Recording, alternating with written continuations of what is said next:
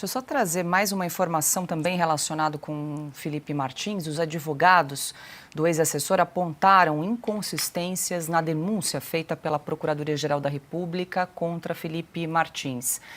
Numa petição enviada ao Supremo, a defesa questionou a Corte sobre o registro de entrada de Martins na portaria do Palácio da Alvorada em 19 de novembro de 2022.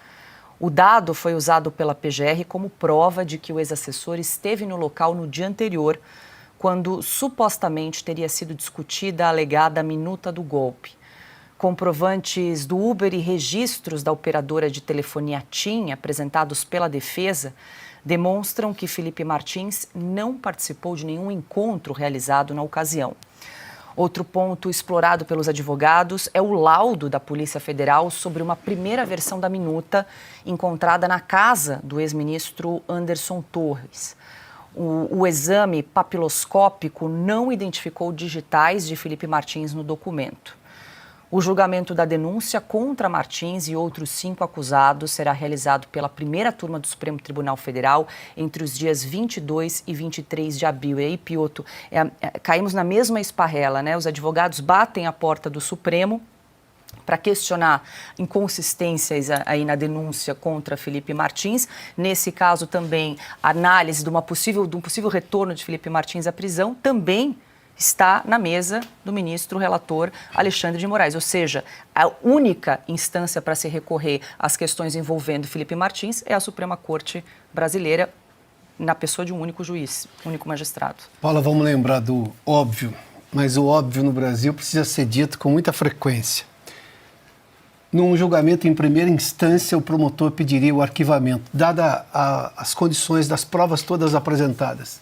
O promotor olharia para aquilo e diria, poxa, não dá para ir adiante com isso. Eu tenho prova de que ele não viajou aos Estados Unidos, tenho prova de que ele não esteve na reunião, eu tenho uma série de provas que ele não participou de absolutamente nada. O que de materialidade tem realmente forte para eu pedir o seguimento do julgamento? Nada, então eu vou pedir o arquivamento.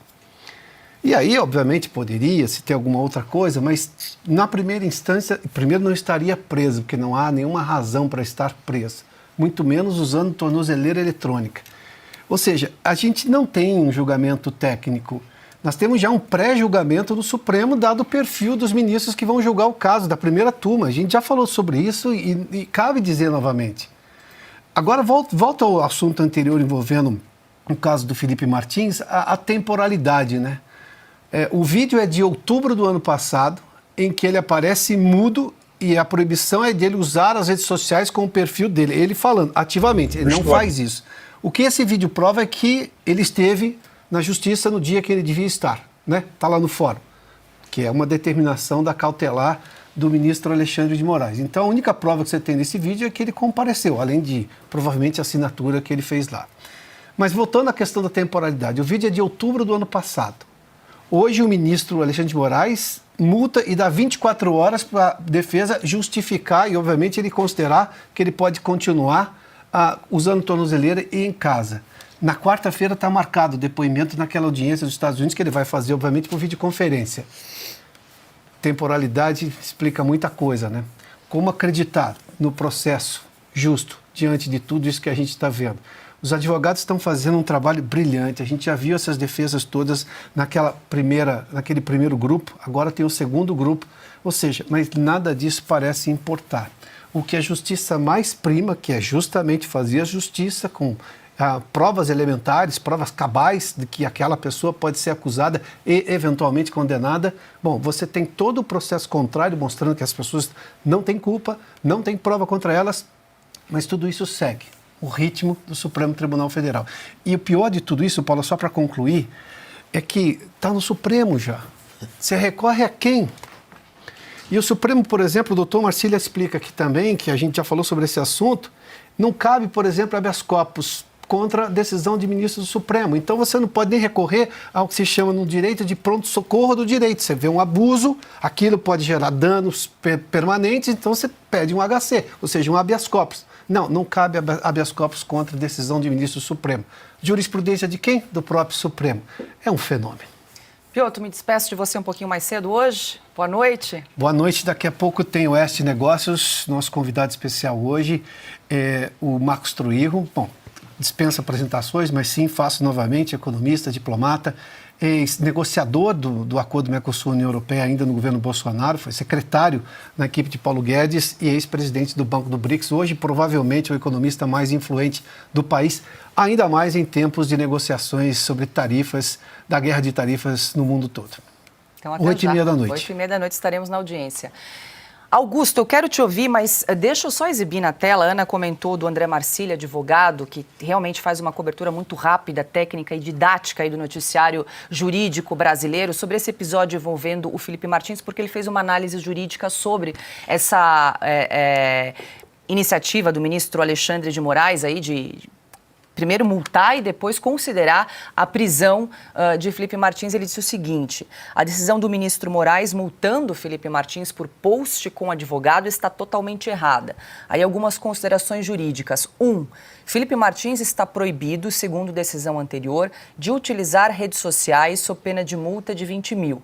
A cautelar é inconstitucional, pois mesmo presos possuem direito de se expressar, segundo decidido pelo próprio STF. Quando Lula esteve preso, ele foi possibilitado dar entrevistas. 2. Mesmo assim, Felipe cumpriu a decisão e não utilizou redes sociais. Apenas apareceu mudo num vídeo do seu advogado, publicado pelo advogado nas redes do defensor. Ainda assim, Felipe foi multado. 3. Em suma, Felipe está sendo multado por uma cautelar inconstitucional e punido pelo ato de um terceiro a que aparentemente não deu causa. Moraes ainda deu 24 horas para que ele se explique sob pena de revogação do benefício e retorno à prisão. 4. O que o STF quer não é que Felipe não use suas redes, mas que não exista nas redes. Quer-se seu banimento. E quer também impedir que ele fale, conte a verdade aí nestas apurações que correm aí na justiça americana. É isso que ele quer. Vamos lá. É a eternização do absurdo. O Felipe, ele não poderia, como disse o Piotr, estar sendo julgado no Supremo, e sim na primeira instância. Ele não tem foro especial. Não pode. Segundo, o Supremo decidiu para soltar o Lula que só é considerado culpado alguém depois do trânsito em julgado da sentença penal condenatória. Nem isso o Supremo fez. Não tem uma sentença uma sentença enquadrando isso aí como culpado o Felipe Martins. Mas o ônus da prova, como sabe qualquer vendedor de pipoca nas proximidades de um fórum, o ônus da prova cabe a quem acusou. O Felipe Martins já provou, e tem de acrescentar mais provas, que ele é inocente e ainda assim está preso por uma tornozeleira eletrônica. Agora o Moraes, que é a vítima, é o detetive, é o delegado, é tudo do processo e é o juiz, ameaça prendê-lo por um crime que não cometeu, pela viagem que não houve. E o próprio presidente Bolsonaro estava dizendo na entrevista que nos concedeu hoje que nunca foi chamado para dizer o seguinte: não, ele não estava no avião que me levou aos Estados Unidos. É esse o caso, é o absurdo.